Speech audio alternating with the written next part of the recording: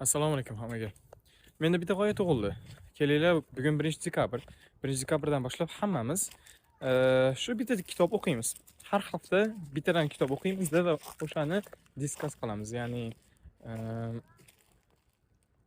nima desam bo'ladi? Ana shu bitta kitob haqida gaplashamiz. Hammanglar o'zingizlar olgan bilimni, nimani o'rgandinglar, nimani to'g'ri qilishinglar kerakligini yozasizlar. Men ham yozaman. Biz bu yerda bitta oiladek harakat qilamiz. Buning uchun esa men Telegram kanalimga obuna bo'ling. Linkni esa pastdan joylab qo'yaman. Yaxshi g'oyami o'zi? Nima deysizlar? Keyin qo'shimchasiga podkast ham qo'shamiz. Inshaalloh podkastni ham har hafta bittadan podkast qilamiz. Va ana shu Mayoq loyihasida 20 ta podkast ro'yxati berilgan. Ya'ni eng foydali bo'lgan, ya'ni yoshlar uchun, yoshlar ko'rish shart bo'lgan podkastlar ro'yxati berilgan. Ana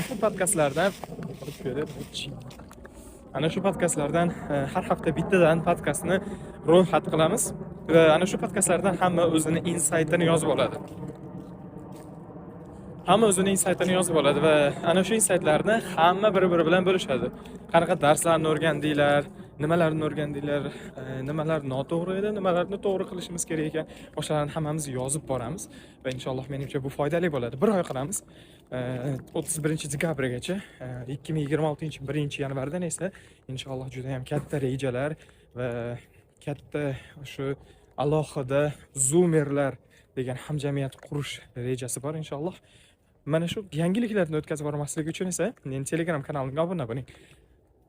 Ko'rishguncha.